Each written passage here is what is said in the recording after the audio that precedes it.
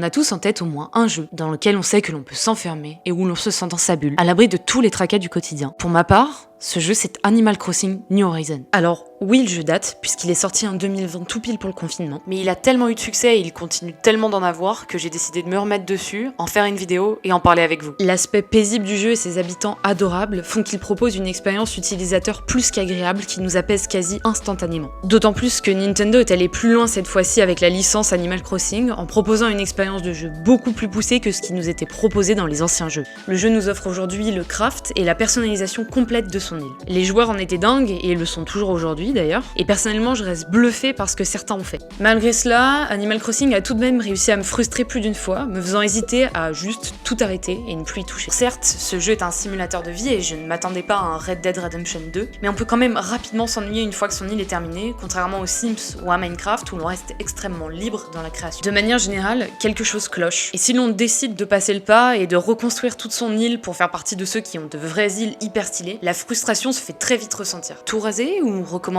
Au-delà de mettre le joueur face à un énorme dilemme, Nintendo nous met aussi face aux défauts du jeu. En tout cas, c'est ce qui s'est produit pour moi. Et aujourd'hui, je décide de mettre de côté mon adoration pour ce jeu et de me faire l'avocat du diable en parlant d'une partie de l'expérience proposée que personnellement je trouve ratée.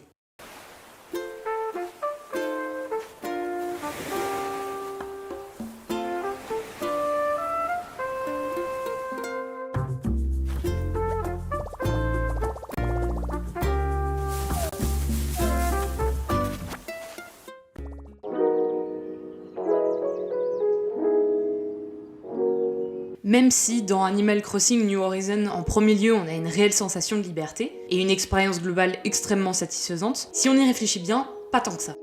Mais tout d'abord, qu'est-ce que l'expérience utilisateur ? L'UX, ou la user experience, englobe de nombreuses choses, mais de manière générale désigne surtout la qualité de l'expérience vécue par un joueur. Dans le web, c'est un UX designer qui est en charge de s'assurer de la bonne expérience globale. Dans l'industrie du jeu, on en parlera plus en détail dans une autre vidéo, mais c'est pas toujours le cas. D'ailleurs, dans Animal Crossing, on peut se rendre compte dans les crédits qu'il n'y a pas d'UX designer. Pour en revenir à l'expérience, pour un jeu qui propose de la personnalisation d'espaces extérieurs ou même intérieurs, je trouve qu'il y a beaucoup trop d'éléments qui freinent le joueur et l'empêchent de réaliser son désir le plus profond, avoir la plus belle île ou maison. À titre de comparaison, si on prend les Sims, qui est aussi un jeu de simulateur de vie, EA laisse deux choix aux joueurs. Jouer normalement dans les règles de l'art, ou utiliser les cheat codes connus de tous comme Motherload et complètement assumés par les devs. La vraie raison, c'est que EA avec les Sims visait deux cibles. Les simmers à fond, qui souhaitent avoir une vraie vie virtuelle et effectivement jouer dans les règles de l'art, et ceux qui souhaitent juste s'amuser un instant, construire la plus belle maison et arrêter de jouer, ou exorciser leurs désirs les plus sombres en tuant le plus de Sims possible. Pour cette deuxième cible, on pourrait se dire que dans tous les cas, ce sont des joueurs qui partiront rapidement car ils trichent et ne suivent pas la vie normale d'un Sims. En réalité, c'est tout le contraire.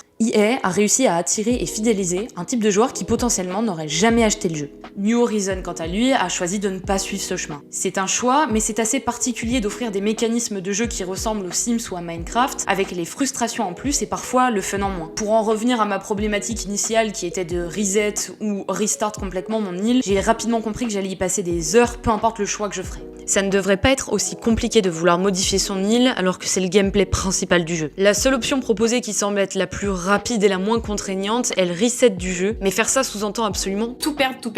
Mais les inconvénients de la deuxième option, c'est-à-dire raser son île, restent tout de même conséquents. Par exemple, pour démolir une construction existante, je dois payer et je ne récupère absolument rien contrairement aux Sims. Enlever rapidement toutes les fleurs de mon île ? Non, je dois les enlever une par une. Terraformer mon île de manière rapide et efficace ? Non plus, je dois faire bloc par bloc. Et ça va encore plus loin. Si vous souhaitez déplacer des habitations, vous devez payer 10K de clochettes par habitation. Si vous souhaitez vous assurer que le nouvel emplacement de l'habitation vous convient, vous devez aller sur place pour activer la prévisualisation. Habitation par habitation. Et au niveau du stockage, vous devrez vous satisfaire de vos poches ou alors du stockage de votre maison et donc faire 500 allers-retours entre l'île et votre chez vous. Bref, la majorité d'entre vous connaissent sûrement déjà ce jeu et toutes ses contraintes, mais un jeu tel quel devrait pouvoir proposer des fonctionnalités d'édition et de personnalisation beaucoup moins contraignantes. Du coup, pourquoi Nintendo a fait ça ? Personnellement, je pense que cette liberté encadrée est le fruit de deux objectifs. Le premier, donner un pacing au jeu qui correspond à la cible de Nintendo. Et le deuxième, la rétention, c'est-à-dire faire revenir le plus souvent les joueurs sur le jeu et sur la période la plus longue possible. Pour ce deuxième point, certains jeux se débrouillent très bien pour nous faire revenir sans qu'on se rende compte des techniques mises en place, et d'autres sont un peu moins subtils, voire parfois éthiquement incorrects. New Horizon est plutôt dans le premier cas, mais si on s'y connaît un minimum, on voit venir ces différentes techniques à 1000 km à la ronde. Il y a par exemple le fait que vous gagnerez de plus en plus de Nook Mile si vous revenez plusieurs jours consécutifs sur le jeu. À la limite, cette technique est très connue et utilisée dans de nombreux jeux, mais Nintendo va plus loin. Par exemple, si vous souhaitez réaliser des démolitions dans votre île, vous êtes obligé de faire une démolition par une démolition. Tom Nook insistera pour que vous reveniez le lendemain. Et c'est exactement pareil pour la demande de construction. Vous avez beau avoir tout l'or du monde et être en capacité de payer 10 ponts dans la même journée, Tom Nook n'acceptera qu'une seule demande de construction et qu'un seul paiement. Alors certes, c'est lié à l'objectif numéro 1 qui était avoir un pacing lent de jeu pour la cible de Nintendo. Cependant, quand on commence à avoir bien compris les bases du jeu, ça devient long et fastidieux. Est-ce que du coup Nintendo n'abuserait pas un peu sur les techniques de rétention ? Et attention, je vais aller un peu plus loin, mais vous vous rappelez quand je vous parlais du stockage qui était uniquement le stockage de vos poches ou celui dans votre maison, et donc que vous étiez obligé de faire 500 allers-retours entre l'île et votre maison ? En fait, il y a bien une solution, et c'est une solution hyper importante qui vous permet, en gros, d'avoir tout votre inventaire et votre stockage de maison à portée de main. Sauf que cette solution, vous n'aurez le droit de l'avoir qu'une fois que vous aurez prouvé extrême fidélité à Nintendo. Je parle bien sûr du débarras, et la bonne nouvelle c'est que c'est achetable à 6000 miles à la mairie. La mauvaise par contre, c'est qu'avant que ce soit accessible, il vous faudra avoir agrandi votre maison au maximum, payer 804 clochettes pour agrandir le stockage de votre maison, puis enfin payer les 64 miles à la mairie. En vrai, je suis choquée parce que j'aime vraiment beaucoup ce jeu et moi, ma manière de m'amuser, c'est de recréer mon île et de la personnaliser de la manière qui me le plaît le plus possible. Mais Nintendo est littéralement en train de me dire que si je veux faire ça et profiter du jeu comme je l'entends, je suis obligée de terminer le jeu comme eux l'entendent pour pouvoir me retirer le plus de freins possible. Alors je trouve ça très cool et j'ai toujours adoré le fait que Nintendo cache des petites subtilités et des features de jeu que l'on découvre au fur et à mesure qu'on joue.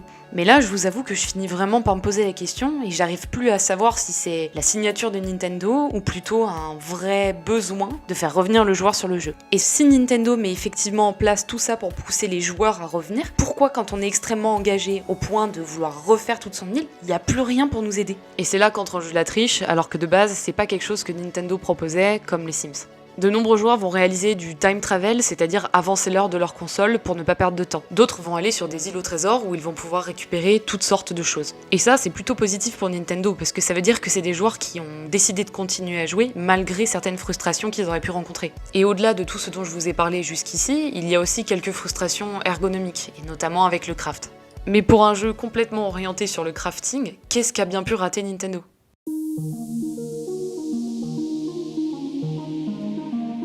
En plus du manque de liberté quant à la modification de l'île que j'ai évoquée jusqu'ici, il y a aussi des frustrations quant au craft. Je pourrais par exemple vous parler du fait que le joueur est obligé de dépendre du pacing du jeu pour découvrir des recettes. Ce que je veux dire par là, c'est que quand Minecraft fait découvrir les recettes au fur et à mesure que le joueur découvre les items qui la composent, New Horizon propose une recette par jour sur la plage et une recette par-ci par-là aléatoirement chez un habitant, et parfois souvent des recettes que vous connaissez déjà. D'ailleurs, c'est assez étonnant parce que quand ils ont fait la mise à jour avec les recettes de cuisine, il suffit cette fois-ci de simplement cueillir ou pêcher l'item qui compose une recette pour que votre personnage sache la faire immédiatement. Mais ici, je voulais surtout vous parler des problèmes ergonomiques liés au craft. Pour vous donner une rapide définition, une interface dans un jeu vidéo qui est ergonomique, c'est une interface qui rend les choses facilement utilisables et manipulables au plus grand nombre de personnes. Et ici, c'est tellement pas le cas que bien souvent, rien que la feature de crafting est complètement bypass par les joueurs qui vont majoritairement acheter en magasin tellement c'est pénible. Déjà dans New Horizon, on n'a pas la possibilité de crafter le minimum vital directement dans nos poches. Par exemple, si j'ai besoin d'une table de craft là maintenant tout de suite, je suis obligé d'aller à une autre table de craft pour crafter ma table de craft. Alors que dans Minecraft, le minimum vital, c'est justement cette fameuse table, et on peut la crafter directement via nos poches. Et là, je vous parle de la table de craft, mais en réalité, ça pourrait être un outil indispensable. L'interface nous aide absolument pas à comprendre à quel point notre outil est usé et dans combien de temps il va casser, ce qui fait qu'on peut pas du tout anticiper. Bref, je pourrais faire une liste énorme de toutes les frustrations ergonomiques qui existent dans New Horizon, et dans les jeux Nintendo de manière générale, et on en reparlera sûrement dans une autre vidéo, mais il existe déjà tellement d'analyses sur internet que je préfère vous faire une liste rapide de tout ce que j'ai identifié, et de vous mettre des liens d'articles et de vidéos en description. Du coup, c'est parti pour le Frustration Ergonomic Tour. En position numéro 1, on a le fait que le craft se fait uniquement un item par un item. C'est extrêmement long et les joueurs auraient préféré pouvoir indiquer le nombre d'items à crafter. En deuxième position, on a le fait qu'on ne peut pas manger plusieurs fruits en même temps,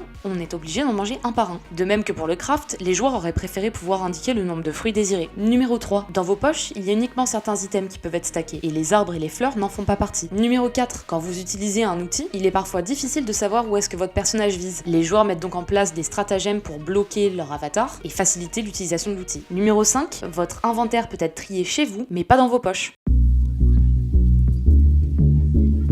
Les jeux comme Animal Crossing, New Horizons, Minecraft ou les Sims ont tous un point commun. On adore les recommencer. La vibe du début c'est quelque chose, et le fait de pouvoir repartir à zéro est extrêmement agréable parce que la progression est palpable. Sur New Horizons, recommencer demande un énorme investissement par la suite aux joueurs. Je pense que c'est quelque chose qui a été mis en place délibérément par Nintendo, histoire de ralentir le pacing et faire en sorte que le joueur prenne du temps à tout découvrir. En fait, je pense que Nintendo a surtout pensé à leur cible actuelle et à comment ils allaient les onboarder sur ce type de jeu avec du crafting. Ils ont pas forcément pris en compte le fait qu'au bout d'un certain stade, certaines contraintes de début de jeu devenaient un réel frein à l'expérience utilisateur. Et ils n'ont pas forcément pensé au fait qu'ils ont désormais un nouveau type de joueurs, les builders, qui s'intéressent qu'à la partie sandbox du jeu. D'ailleurs, ils leur ont fourni un DLC avec toutes les contraintes UX dont je vous ai parlé qui ne sont plus présentes, mais c'est pas aussi satisfaisant que designer sa propre île. En conclusion, il faut surtout retenir que choisir sa cible et se focus sur celle-ci est extrêmement important. Cependant, votre cible n'est pas forcément pile celle que vous voulez ou que vous avez en tête. Il peut donc être intéressant de réaliser des ateliers persona et de bencher d'autres jeux pour voir quelle cible votre jeu pourrait potentiellement intéresser aussi, et voir comment la prendre en compte. Il est aussi extrêmement important de réaliser des tests utilisateurs pour identifier et corriger les frictions les plus simples. Généralement, à l'issue de ces tests utilisateurs, on aime bien faire des customer journey qui permettent de retracer le parcours émotionnel de nos joueurs. On identifie donc les différents problèmes, aux différents moments, et comment les résoudre. Enfin, il est important d'avoir un jeu homogène. Si je propose une feature à un endroit, autant la proposer partout. Et de manière beaucoup plus globale, la chose la plus importante pour moi à retenir est que l'UX est plus macro que juste un menu ou un inventaire. On a souvent tendance à croire dans l'industrie du jeu vidéo que l'UX et la UI sont extrêmement similaires. Mais en réalité, l'UX est hyper transversal. Faire parler les UX designers avec les game designers, les level designers, les narrative designers ou les system designers est extrêmement important. Je tiens à le préciser car on ne sait jamais, mais toute cette analyse de New Horizons est purement subjective et de mon point de vue du UX designer. Nintendo ne m'a pas directement contacté pour confirmer tous mes dires. Bref, la vidéo touche à sa fin et j'espère qu'elle vous aura plu. En tout cas, j'ai pris beaucoup de plaisir à la réaliser et j'espère que ça vous aura permis de voir le jeu sous un autre angle, un angle un peu plus UX.